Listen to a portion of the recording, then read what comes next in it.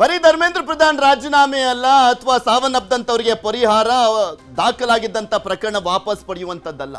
ವಿದ್ಯಾರ್ಥಿಗಳ ರಕ್ಷಣೆಗೆ ಅವರ ಭವಿಷ್ಯಕ್ಕೆ ನಾವು ಕಟಿಬದ್ಧವಾಗಿದ್ದೀವಿ ಅನ್ನುವಂಥದ್ದು ತೋರಿಸುವಂತ ಕೆಲಸವನ್ನ ಕೇಂದ್ರ ಸರ್ಕಾರ ಮಾಡ್ತಾ ಇದೆ. ಸ್ಪೆಷಲಿ ನರೇಂದ್ರ ಮೋದಿ ಅವರೇ ಮೂರು ವಿಡಿಯೋಗಳನ್ನ ಬಿಟ್ಟಿದ್ದಾರೆ. ಯಾವ ರೀತಿಯಾಗಿ ವಿದ್ಯಾರ್ಥಿಗಳ ಜೊತೆ ನಿಲ್ಲುವಂತ ಕೆಲಸವನ್ನ ಕೇಂದ್ರ ಸರ್ಕಾರ ಮಾಡ್ತಾ ಇದೆ. ಮುಂದೆ ಯಾವತ್ತೂ ಕೂಡ ಅಕ್ರಮ ಆಗಬಾರ್ದು, ಆದ್ರೆ ಅದಕ್ಕೆ ಕಠಿಣ ರೂಲ್ಸ್ ಗಳನ್ನ ತರ್ತಾ ಇದ್ದೇವೆ ಅನ್ನುವಂತ ಸಂದೇಶವನ್ನ ಕೊಡಲಾಗ್ತದೆ. ಟ್ರಾನ್ಸ್ಪರೆನ್ಸಿ, ವಿಶ್ವಾಸಾರ್ಹತೆ, ಅದರ ಜೊತೆಗೆ ಅಡ್ವಾನ್ಸ್ ಟೆಕ್ನಾಲಜಿಯ ಮುಖಾಂತರ ಕ್ರಮಗಳನ್ನ ಕೈಗೊಳ್ಳಲಾಗ್ತದೆ. ಪರೀಕ್ಷಾ ಅಕ್ರಮಗಳನ್ನ ತಡೆಯಲಿಕ್ಕೆ ಟಾಸ್ಕ್ ಫೋರ್ಸ್ ರಚನೆ, ನಂದನ್ ನೀಲೇಕಣಿ ನೇತೃತ್ವದಲ್ಲಿ ಕಾರ್ಯಪಡೆ. ಕನ್ನಡಿಗನಿಗೆ ಮತ್ತೊಂದು ಮಹತ್ವದ ಹುದ್ದೆ ಶಿಕ್ಷಣ ಇಲಾಖೆ ಪ್ರಹ್ಲಾದ್ ಜೋಶಿಗೋಯ್ತು. ಈಗ ನಂದನ್ ನೀಲಕೇಣಿ ಅವರಿಗೆ ಟಾಸ್ಕ್ ಫೋರ್ಸ್ ಜವಾಬ್ದಾರಿಯನ್ನ ಕೊಡಲಾಗಿದೆ. ಅದರ ಮುಖ್ಯಸ್ಥರಾಗಿದ್ದಾರೆ. ಆಧಾರ್ನ ಶಿಲ್ಪಿ ಅಂತ ಕರೆಸಿಕೊಳ್ಳುವಂತ ನಂದನ್ ನೀಲಕೇಣಿ ಅವರು ಪ್ರಧಾನಿ ಮೋದಿ ಮೂರನೇ ವಿಡಿಯೋದಲ್ಲಿ ಸಂದೇಶ, ಪರೀಕ್ಷಾ ಅಕ್ರಮಗಳನ್ನ ತಡೆಯಲಿಕ್ಕೆ ಕನ್ನಡಿಗರಿಗೆ ಆದ್ಯತೆಯನ್ನ ಕೊಡಲಾಗ್ತಾ ಇದೆ. ಪ್ರಹ್ಲಾದ್ ಜೋಶಿಗೆ ಶಿಕ್ಷಣ ಇಲಾಖೆಯ ಜವಾಬ್ದಾರಿ, ಕನ್ನಡಿಗ ನೀಲೇಕಣಿಗೆ ಟಾಸ್ಕ್ ಫೋರ್ಸ್ನ ನೇತೃತ್ವ. ದೋಷ ಮುಕ್ತ, ಹೈಟೆಕ್, ಪಾರದರ್ಶಕತೆಗೆ ಒತ್ತನ್ನು ಕೊಡಲಾಗ್ತದೆ. ಪ್ರಶ್ನೆ ಪತ್ರಿಕೆಗಳಿಗೆ ಕೇಂದ್ರದಿಂದ ಡಿಜಿಟಲ್ ಕವಚ, ಪರೀಕ್ಷಾ ವ್ಯವಸ್ಥೆ ನೀಟಾಗಿಸಲಿಕ್ಕೆ ಕೇಂದ್ರದಿಂದ ಕ್ರಮ ಕೈಗೊಳ್ಳಲಾಗ್ತದೆ. ಮುಂದಿನ ಬಾರಿಯಿಂದ ನೀಟ್ ಎಕ್ಸಾಮ್, JEE ಇವೆಲ್ಲವೂ ಕೂಡ ಆನ್ಲೈನ್ ಮುಖಾಂತರನೇ ನಡೆಯುವಂತ ಸಾಧ್ಯತೆ ಇರುವಂತ ಹಿನ್ನೆಲೆಯಲ್ಲಿ ಅಲ್ಲೆಲ್ಲೂ ಕೂಡ ಲೋಪ ಆಗಬಾರ್ದು ಅನ್ನುವಂಥ ನಿಟ್ಟಿನಲ್ಲಿ 6 ಜನರ ತಂಡ ಟಾಸ್ಕ್ ಫೋರ್ಸ್ ಅನ್ನ ರಚನೆ ಮಾಡಲಾಗಿದೆ. ಅವರ ಸಲಹೆಗಳನ್ನ ಪಡ್ಕೊಂಡು ಯಾವ ರೀತಿಯಾಗಿ ಸುಧಾರಿಸಬೇಕು, ಪರೀಕ್ಷೆ ಯಾವ ರೀತಿಯ ಬದಲಾವಣೆಯನ್ನು ತರಬೇಕು ಅನ್ನುವಂಥ ನಿಟ್ಟಿನಲ್ಲಿ ಮಹತ್ವದ ನಿರ್ಧಾರಗಳನ್ನು ಕೈಗೊಳ್ಳಲಾಗ್ತಾ ಇದೆ ಕೇಂದ್ರ ಸರ್ಕಾರದಿಂದ. फ्रेंड्स, विद्यार्थियों के भविष्य के लिए भारत सरकार लगातार अनेकविध कदम उठा रही है. जिन लोगों ने विद्यार्थियों के भविष्य के साथ खिलवाड़ किया वे जेलों में सड़ रहे हैं. हमने फास्ट ट्रैक कोर्ट बना चुके हैं. हम कल पार्लियामेंट के अंदर भी कठोर कानूनों के प्रावधान के साथ नया कानून बनाने की दिशा में भी आगे बढ़ रहे हैं. लेकिन हमें भविष्य के लिए सोचना है. हमारी परीक्षा पद्धति विश्वस्त हो, हमारी परीक्षा पद्धति ट्रांसपेरेंट हो, हमारी परीक्षा पद्धति में सबसे ज्यादा अब टेक्नोलॉजी का उपयोग हो. इन सारी बातों को ध्यान में रखते हुए विश्व प्रसिद्ध टेक्नोलॉजी एक्सपर्ट श्रीमान नंदन नीलेकनी जी के नेतृत्व में एक हाई पावर टास्क फोर्स बनाने का निर्णय किया है, जो एग्जामिनेशन रिफॉर्म की तरफ फोकस करेगा और जल्द से जल्द आने वाली परीक्षाओं की विश्वसनीयता को सुनिश्चित करने का काम इसके रिपोर्ट के आधार पर कर दिया जाएगा. बहुत बहुत धन्यवाद. फ्रेंड्स, ಇಂದು ಪರೀಕ್ಷಾ ಪರಿಷ್ಕೃತ ಬಿಲ್ ಮಂಡನೆ ಆಗ್ತಾ ಇದೆ. ಪೇಪರ್ ಲೀಕ್ ವಿರುದ್ಧ ಕಾನೂನು ಕ್ರಮ, ಪ್ರಬಲ ಬಿಲ್ ಮಂಡನೆಗೆ ಸಜ್ಜಾಗಿರುವಂತದ್ದು ಕೇಂದ್ರ ಸರ್ಕಾರ. ಅಕಸ್ಮಾತ್ ಇದಕ್ಕೆ ಮಂಡನೆ ಮಾಡಲಿಕ್ಕೆ, ಪಾಸ್ ಆಗ್ಲಿಕ್ಕೆ ಅವಕಾಶ ಕೊಡದೇ ಇದ್ರೆ, ಗದ್ದಲ ಕೋಲಾಹಲ ಎದ್ದೇಳಿದ್ರೆ ಸುಗ್ರೀವಾಜ್ಞೆಯ ಮುಖಾಂತರ ಅದನ್ನ ಜಾರಿ ಮಾಡಲಿಕ್ಕೆ ಮುಂದಾಗ್ತಾ ಇದೆ ಕೇಂದ್ರ ಸರ್ಕಾರ. ಸಂಘಟಿತ ಅಪರಾಧಗಳಿಗೆ ಗರಿಷ್ಠ 10 ವರ್ಷ ಜೈಲು ಶಿಕ್ಷೆ, ಅಪರಾಧಿಗಳಿಗೆ 10 ಕೋಟಿಯ ಭಾರಿ ದಂಡ, ವೈಯಕ್ತಿಕವಾಗಾದ್ರೆ 3 ರಿಂದ 5 ವರ್ಷ ಜೈಲು ಶಿಕ್ಷೆ, 50 ಲಕ್ಷ ದಂಡ, ಸಂಘಟಿತವಾಗಾದ್ರೆ 7 ರಿಂದ 10 ವರ್ಷ ಜೈಲು ಶಿಕ್ಷೆ, 10 ಕೋಟಿವರೆಗೂ ದಂಡವನ್ನು ವಿಧಿಸಲಿಕ್ಕೆ ಮುಂದಾಗಲಾಗ್ತಾ ಇರುವಂಥದ್ದು. ಪೇಪರ್ ಲೀಕ್ ಮಾಡಲಿಕ್ಕೆ ಹಿಂದೆ ಮುಂದೆ ನೋಡಬೇಕು, ಎದುರುಕೊಳ್ಬೇಕು, ಅದ್ರ ಬಗ್ಗೆ ಯೋಚನೆ ಮಾಡಬಾರ್ದು. ಆ ರೀತಿಯಾದಂಥ ಕ್ರಮಗಳನ್ನು ಕೈಗೊಳ್ಳಲಾಗ್ತಾ ಇದೆ ಕೇಂದ್ರ ಸರ್ಕಾರದಿಂದ. ಏನಾದರೂ ಆಗಲಿ, ಯಾರು ಏನಾದರೂ ಮಾಡಲಿ, ಬಟ್ ನರೇಂದ್ರ ಮೋದಿ ನೇತೃತ್ವದ BJP ಸರ್ಕಾರ ನಿಮ್ಮ ಜೊತೆ ಸದಾ ಇರುತ್ತೆ. ವಿದ್ಯಾರ್ಥಿಗಳ ಭವಿಷ್ಯದ ರಕ್ಷಣೆಗೆ ನಾವು ನಿಂತ್ಕೊಂಡಿದ್ದೇವೆ ಅನ್ನುವಂಥ ಸ್ಪಷ್ಟ ಸಂದೇಶ ಇದು. ಯಾಕೆಂದರೆ ಈ ಮಟ್ಟಿಗೆ, ಈ ಪರಿಗೆ ಜನ್ಸಿಗಳು ಅಖಾಡಕ್ಕಿಳಿತಾರೆ ಅನ್ನುವಂಥ ನಿರೀಕ್ಷೆ ಇರಲಿಲ್ಲ. ಸೊ ಅವರನ್ನ ಸಮಾಧಾನ ಪಡಿಸುವಂಥ ಕೆಲಸವನ್ನ ನಿರಂತರವಾಗಿ ಈಗ ಮಾಡಲಾಗ್ತಾ ಇದೆ ನರೇಂದ್ರ ಮೋದಿ ಅವರಿಂದ. ಸ್ವತಃ ಅವರಿಂದನೇ ಸ್ಟೇಟ್ಮೆಂಟ್ಗಳು ಬರ್ತಾ ಇರುವಂಥದ್ದು. ಮೂರು ವಿಡಿಯೋ, ಎಲ್ಲ ಕೋಟಿ ವೀಕ್ಷಣೆ. ಒಂದಂತೂ ಮೊದಲ ವಿಡಿಯೋ ಅಂತೂ ಹತ್ತತ್ರ 60 ಕೋಟಿ ವೀಕ್ಷಣೆ ಪಡ್ಕೊಂಡಿದೆ. ಬರೀ ಇನ್ಸ್ಟಾಗ್ರಾಮ್ನಲ್ಲೇ 38 ಕೋಟಿ ವ್ಯೂಸ್ ಪಡ್ಕೊಂಡಿರುವಂಥದ್ದು ಮೊದಲ ವಿಡಿಯೋ. ಅದಾದ್ಮೇಲೆ ಎರಡನೇ ವಿಡಿಯೋನು ಕೂಡ ಹತ್ತತ್ರ 25 ಕೋಟಿ, ಮೂರನೇ ವಿಡಿಯೋ ಹತ್ತತ್ರ 12 ಕೋಟಿ ವ್ಯೂಸು ಬರೀ ಇನ್ಸ್ಟಾದಲ್ಲಿ. ಇನ್ನು ಫೇಸ್ಬುಕ್ಕು, ಎಕ್ಸು ಅದನ್ನೆಲ್ಲ ತೆಗೆದಂಥ ಸಂದರ್ಭದಲ್ಲಿ ಹತ್ತತ್ರ ಎಲ್ಲ ಸೇರಿ 100 ಕೋಟಿ ದಾಟ್ತಾ ಇದೆ. ಈ ಲೆವೆಲ್ಗೆ ರೀಚ್ ಆದ್ರು ಪ್ರಧಾನಮಂತ್ರಿ ನರೇಂದ್ರ ಮೋದಿ ಅವರು. ಅಂದ್ರೆ ವಿದ್ಯಾರ್ಥಿಗಳ ಜೊತೆ ನಾವು ನಿಂತ್ಕೊಂಡಿದ್ದೇವೆ, ಯಾವುದೇ ರೀತಿ ತೊಂದರೆ ಆಗಲ್ಲ ಅಂತ.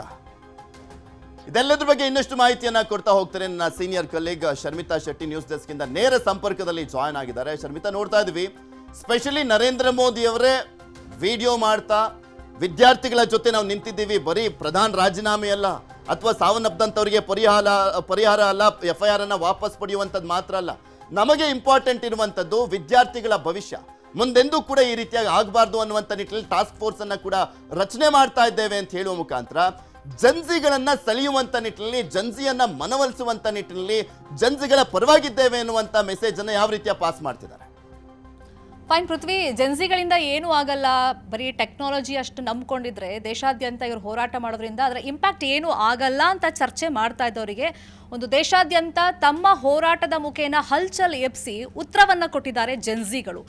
ಅವ್ರು ಡಿಮ್ಯಾಂಡ್ ಇಟ್ಟಿದ್ದೆ ಇದಕ್ಕೆಲ್ಲ ಪರಿಹಾರ, ನೀಟ್ ಅಕ್ರಮದಲ್ಲಾಗಿರುವಂಥಕ್ಕೆ ಒಂದು ಪರಿಹಾರ ಬೇಕು ಅಂತಂದರೆ ಅದು ಧರ್ಮೇಂದ್ರ ಪ್ರಧಾನ್ ಅವರು ರಾಜೀನಾಮೆ ಕೊಡಬೇಕು, ಅಲ್ಲಿಗೆ ನಮಗೆ ಸಮಾಧಾನ ಆಗುತ್ತೆ ಅಂತ ಹೇಳಿದರು.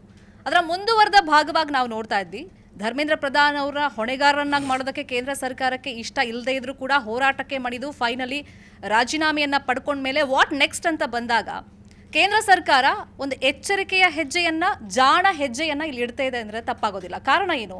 ಒಂದು, ನಮಗೆ ಸ್ಥಾನಮಾನಗಳು ಮುಖ್ಯ ಅಲ್ಲ, ಯಾವುದೇ ಹುದ್ದೆಗಳು ಮುಖ್ಯ ಅಲ್ಲ ಅಂಥೇಳಿ ಧರ್ಮೇಂದ್ರ ಪ್ರಧಾನ್ ಅವರಿಂದ ರಾಜೀನಾಮೆ ಪಡ್ಕೊಂಡ ಮೇಲೆ ವಾಟ್ ನೆಕ್ಸ್ಟ್ ಅಂತ ಬಂದಾಗ ವಿದ್ಯಾರ್ಥಿಗಳ ಹಿತದೃಷ್ಟಿಯಿಂದ ಮತ್ತು ಮುಂದೆ ಬರುವಂಥ ಪರೀಕ್ಷೆಗಳ ಪಾವಿತ್ರ್ಯತೆಯನ್ನು ಕಾಪಾಡುವಂಥ ನಿಟ್ಟಿನಲ್ಲಿ ಕೇಂದ್ರ ಸರ್ಕಾರ ಈಗ ಮಹತ್ವದ ಹೆಜ್ಜೆಗಳನ್ನು ಇಡ್ತಾ ಇದೆ.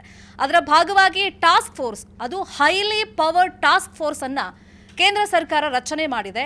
ಯಾಕೆ ನಂದನ್ ನೀಲೇಕಣಿ ಬೆಂಗಳೂರಿಗೆ ಆದ್ಯತೆ ಕೊಟ್ಟಿದೆ ಕೇಂದ್ರ ಸರ್ಕಾರ? ಅದ್ರ ಬಗ್ಗೆ ನಾವಿಲ್ಲಿ ಪಾಯಿಂಟ್ ಔಟ್ ಮಾಡೋದಾದರೆ, ನಿಮ್ಮೆಲ್ಲರ ಹತ್ರ ಆಧಾರ್ ಕಾರ್ಡ್ ಇದೆ ಅಂದರೆ ಭಾರತದ ವಿಶಿಷ್ಟ ಗುರುತಿನ ಪ್ರಾಧಿಕಾರದಲ್ಲಿ ಹಿಂದೆ ನಂದನ್ ನೀಲೇಕಣಿ ಅವರು ಕೆಲಸ ಮಾಡಿದರು. ಆಧಾರನ್ನು ಯಶಸ್ವಿಯಾಗಿ ಪ್ರತಿಯೊಬ್ಬರ ಕೈಗೆ ತಲುಪೋ ರೀತಿಯಲ್ಲಿ ಮಾಡಿದರು ಮತ್ತು ಸುಲಭವಾಗಿ ಮಾಡಿದರು. ಆ ನಿಟ್ಟಿನಲ್ಲಿ ಅಂದರೆ ಡಿಜಿಟಲ್ ನಾಲೆಡ್ಜ್ ಇರುವಂಥ ವ್ಯಕ್ತಿಯನ್ನೇ ಕೇಂದ್ರ ಸರ್ಕಾರ ಇಲ್ಲಿ ಆಯ್ಕೆ ಮಾಡಿ ಈ ಹೈ ಪವರ್ಡ್ ಟಾಸ್ಕ್ ಫೋರ್ಸ್ನ ನೇತೃತ್ವವನ್ನು ಅವರಿಗೆ ವಹಿಸಿಕೊಟ್ಟಿದೆ. ಎಟ್ ದ ಸೇಮ್ ಟೈಮ್ ಶಿಕ್ಷಣ ಕ್ಷೇತ್ರದಲ್ಲಿ ಸಾಕಷ್ಟು ಜ್ಞಾನ ಇರೋರಿರ್ಬೋದು, ಅದ್ರ ಜೊತೆಯಲ್ಲಿ ಇಸ್ರೋದಲ್ಲಿ ಕೆಲಸ ಮಾಡಿರೋರು ಇರ್ಬೋದು, ಮತ್ತು ಇಂಟೆಲಿಜೆನ್ಸ್ ಬ್ಯೂರೋ ಇಲ್ಲಿ ಬೇಕಾಗಿರೋದು ಮತ್ತೆ ಮುಂದೆ ಎಕ್ಸಾಮ್ಗಳಲ್ಲಿ ಯಾವುದೇ ಅಕ್ರಮಗಳು ಆಗಬಾರ್ದು, ಅದನ್ನು ತಡೆಯುವಂಥ ನಿಟ್ಟಿನಲ್ಲಿ ಒಂದಿಷ್ಟು ಕ್ರಮಗಳಾಗಬೇಕು ಅಂತಂದರೆ ಅಲ್ಲಿ ವೈಯಕ್ತಿಕವಾಗಿ ಮತ್ತು ಸಂಘಟಿತವಾಗಿ ಯಾರೆಲ್ಲ ಇದರಲ್ಲಿ ಪಾಲುದಾರರಾಗಿದ್ದಾರೆ ಅದನ್ನು ಕಂಟ್ರೋಲ್ ಮಾಡಬೇಕು ಅಂತಂದರೆ ಎಲ್ಲೆಲ್ಲಿ ಏನೇನು ಆಗ್ತಿದೆ ಅವ್ರ ಚಲನವಲನ ಅಬ್ಸರ್ವ್ ಮಾಡಬೇಕಾಗತ್ತೆ ಪರೀಕ್ಷಾ ಸಂದರ್ಭದಲ್ಲಿ. ಹಾಗಾಗಿ ಇಂಟೆಲಿಜೆನ್ಸ್ ಬ್ಯೂರೋದಲ್ಲಿ ಕೆಲಸ ಮಾಡಿದವ್ರನ್ನೂ ಕೂಡ ಇಲ್ಲಿ ಟಾಸ್ಕ್ ಫೋರ್ಸ್ನಲ್ಲಿ ಆಯ್ಕೆ ಮಾಡಿಕೊಳ್ಳಲಾಗಿದೆ. ಈ ಟಾಸ್ಕ್ ಫೋರ್ಸ್ ಮುಂದೆ ಯಾವ ರೀತಿ ಕೆಲಸ ಮಾಡುತ್ತೆ ಆ ಬಗ್ಗೆ ಒಂದು ಸಣ್ಣ ಹಿಂಟನ್ನು ನರೇಂದ್ರ ಮೋದಿ ಅವರು ಕೊಟ್ಟಿದ್ದಾರೆ. ಅಂದರೆ ಟೆಕ್ನಾಲಜಿ ಇಂಪ್ರೂವ್ ಆದಂಗೂ ಆ ಟೆಕ್ನಾಲಜಿಯನ್ನು ಅಡ್ವಾಂಟೇಜಾಗಿ ತಗೊಂಡು ಒಂದಿಷ್ಟು ಅಕ್ರಮ ಮಾಡೋರ ಸಂಖ್ಯೆನೂ ಜಾಸ್ತಿ ಆಗ್ತಿದೆ. ಆ ನಿಟ್ಟಿನಲ್ಲಿ ಒಂದು ಬ್ರೇಕ್ ಹಾಕುವಂಥ ನಿಟ್ಟಿನಲ್ಲಿ ಟಾಸ್ಕ್ ಫೋರ್ಸ್ ಮುಂದಿನ ದಿನಗಳಲ್ಲಿ ಕೆಲಸ ಮಾಡ್ತಾ ಹೋಗುತ್ತೆ. ಇನ್ನು ಪರೀಕ್ಷಾ ಅಕ್ರಮಗಳನ್ನು ತಡೆಯುವಂಥ ನಿಟ್ಟಿನಲ್ಲಿ ಒಂದು ಮಹತ್ವದ ಬಿಲ್ಲನ್ನು ತರಲಾಗ್ತಿದೆ. ಈ ಹಿಂದೆನೂ ಬಿಲ್ ಇತ್ತು, ಆದರೆ ಅದಕ್ಕೊಂದಿಷ್ಟು ಮಾರ್ಪಾಡುಗಳನ್ನು ಕೇಂದ್ರ ಸರ್ಕಾರ ಮಾಡಿ ಇವತ್ತು ಸಂಸತ್ನಲ್ಲಿ ಅದನ್ನು ಮಂಡನೆ ಮಾಡೋದಕ್ಕೆ ತಯಾರಿಗಳನ್ನು ಮಾಡಿಕೊಂಡಿದೆ. ಇದಕ್ಕೆ ವಿಪಕ್ಷದವರ ಉತ್ತರ ಏನಾಗಿರುತ್ತೆ ಅಂತ ಕುತೂಹಲ ಇದೆ. ಯಾಕಂದರೆ ಇವತ್ತು ಕೂಡ ಸಂಸತ್ ಕಲಾಪ ಆರಂಭ ಆಗ್ತಾ ಇದ್ದಂಗೆ ಮೊನ್ನೆ ರೀತಿಯೇ ಗದ್ದಲ ಕೋಲಾಹಲ ಅಂತೂ ಫಿಕ್ಸ್. ಯಾಕಂದರೆ ವಿದ್ಯಾರ್ಥಿಗಳ ಮೇಲೆ ಬಲಪ್ರಯೋಗದ ವಿಷಯವಾಗಿ ವಿಪಕ್ಷಗಳು ಈಗ ಸಾಕಷ್ಟು ಮಟ್ಟದಲ್ಲಿ ಇವತ್ತು ಗದ್ದಲ ಎಬ್ಸೋದಕ್ಕೆ ತಯಾರಿ ಮಾಡ್ಕೊಂಡಿವೆ. ಯಾಕಂದರೆ ಪೆಲೆಟ್ ಗನ್ ಇರ್ಬೋದು, ಎಲೆಕ್ಟ್ರಿಕ್ ಶಾಕ್ ಇರ್ಬೋದು, ಹೀಗೆ ಇದನ್ನು ಬಲಪ್ರಯೋಗ ವಿದ್ಯಾರ್ಥಿಗಳಿಗೆ ಮಾಡೋದಕ್ಕೆ ಕೇಂದ್ರ ಸರ್ಕಾರನೇ ಹೇಳ್ತಾ ಈ ಬಗ್ಗೆ ಉತ್ತರ ಕೊಡಬೇಕು ಮತ್ತು ವಿದ್ಯಾರ್ಥಿಗಳಲ್ಲಿ ಕ್ಷಮೆ ಕೇಳಬೇಕು ಅಂತೇಳಿ ವಿಪಕ್ಷಗಳ ಆಗ್ರಹ ಮಾಡ್ತಿರುವಂಥ ಬೆನ್ನಲ್ಲೇ ಕೇಂದ್ರ ಸರ್ಕಾರ ಈ ಮಸೂದೆಯನ್ನು ಇವತ್ತು ಮಂಡನೆ ಮಾಡೋದಕ್ಕೆ ತಯಾರಿಗಳನ್ನು ಮಾಡಿಕೊಂಡಿದೆ. ಅಂದರೆ ಇಲ್ಲಿ ಹೈ ಲೆವೆಲ್ ಆಫೀಸರ್ಸ್ ಇನ್ವಾಲ್ವ್ ಆಗ್ತಾರೆ. ಯಾಕಂದರೆ ಎಕ್ಸಾಮ್ ಪೇಪರ್ ಲೀಕ್ ಹೆಂಗಾಯಿತು ಅಂತ ಪ್ರಶ್ನೆ ಬಂದಾಗ ಅಲ್ಲಿ ಒಳಗಡೆ ಇರೋರೇ ಲೀಕ್ ಮಾಡಬೇಕು, ಹೆಂಗೆ ಹೊರಗಡೆಯವರಿಂದ ಸಾಧ್ಯ ಅಂತ ಪ್ರಶ್ನೆಗಳು ಸಹಜವಾಗಿ ಪ್ರತಿ ಸಂದರ್ಭದಲ್ಲೂ ಮೂಡುತ್ತೆ. ಹಾಗಾಗಿ ಹೈ ಲೆವೆಲ್ ಆಫೀಸರ್ಸ್ ಒಂದು ವೇಳೆ ಇದರಲ್ಲಿ ಇನ್ವಾಲ್ವ್ ಆದರೆ ಇನ್ ಫ್ಯೂಚರ್ ಪರೀಕ್ಷಾ ಅಕ್ರಮದಲ್ಲಿ ಅವ್ರ ಮೇಲೆ ದೊಡ್ಡ ಪ್ರಮಾಣದಲ್ಲಿ ದಂಡ ಪ್ರಯೋಗಕ್ಕೆ ಸರ್ಕಾರ ಮುಂದಾಗಿದೆ. ಅಂದರೆ ಗರಿಷ್ಠ 7 ವರ್ಷ ಜೈಲು ಶಿಕ್ಷೆ, ಅದ್ರ ಜೊತೆಯಲ್ಲಿ 10 ಕೋಟಿ ತನಕನೂ ಕೂಡ ದಂಡವನ್ನು ಇನ್ನು ಮುಂದೆ ಕಟ್ಟಬೇಕಾದಂಥ ಪ್ರಮೇಯ ಬರ್ಬೋದು ಈ ರೀತಿ ಅಕ್ರಮದಲ್ಲಿ ಪಾಲ್ಗೊಂಡ್ರೆ. ಇನ್ನು ಫಾಸ್ಟ್ ಟ್ರ್ಯಾಕ್ ಕೋರ್ಟ್, ಯಾಕಂದರೆ ಈ ಹಿಂದೆನೂ ಕಾಯ್ದೆಗಳು ಇದ್ವು, ಆ ಕಾನೂನು ಮಾರ್ಪಾಡುಗಳನ್ನು ಮಾಡಿದ್ರು, ಚೌಕಟ್ಟಿತ್ತು. ಬಟ್ ಅಲ್ಲಿ ಏನಾಯಿತು? ಎಷ್ಟೋ ಪರೀಕ್ಷಾ ಸಂದರ್ಭದಲ್ಲಿ ನಾವು ನೋಡಿದ್ವಿ, ಪರೀಕ್ಷೆಯಲ್ಲಿ ಪೇಪರ್ ಲೀಕ್ ಆಯಿತು.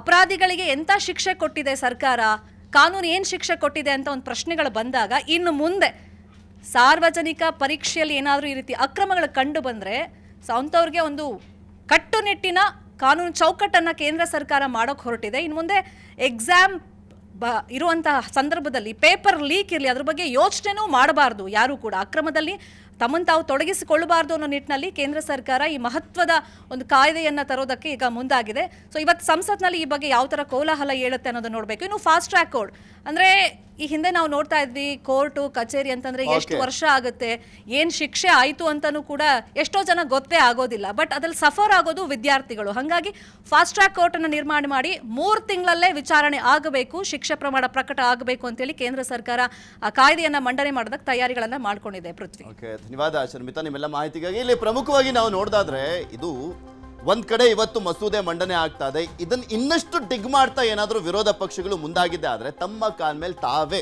ಕಲ್ಲನ್ನ ಎತ್ತಾಕೊಂಡಂತಾಗುತ್ತೆ. ಬಿಕಾಸ್ ಈ ಒಂದು ವಿಚಾರ ಮತ್ಯಾವತ್ತು NDA ಸರ್ಕಾರದ ವಿರುದ್ಧ ಬಿಜೆಪಿ ವಿರುದ್ಧ ಮುಳ್ಳಾಗಬಾರ್ದು ಅನ್ನುವಂಥ ನಿಟ್ಟಿನಲ್ಲಿ ಈ ಕಾನೂನುಗಳನ್ನ ತರಲಾಗ್ತಾ ಇದೆ. ಕೊಟ್ಟು ಮಾಡಿ ತೋರಿಸಬಾರ್ದು, ಪ್ರಧಾನ ರಾಜೀನಾಮೆ ಕೊಟ್ಟರು ನೋಡಿ ಹೆಂಗ್ ಅಕ್ರಮ ಆಯಿತು ಅಂತ ಹೇಳೋದಕ್ಕೆ ಮಾತ್ರ ಸೀಮಿತ ಆಗಬಾರ್ದು ಅನ್ನುವಂಥ ನಿಟ್ಟಿನಲ್ಲಿ ಕಠಿಣ ಕ್ರಮಗಳನ್ನು ಕೈಗೊಳ್ಳಲಾಗ್ತದೆ ಕೇಂದ್ರ ಸರ್ಕಾರದಿಂದ.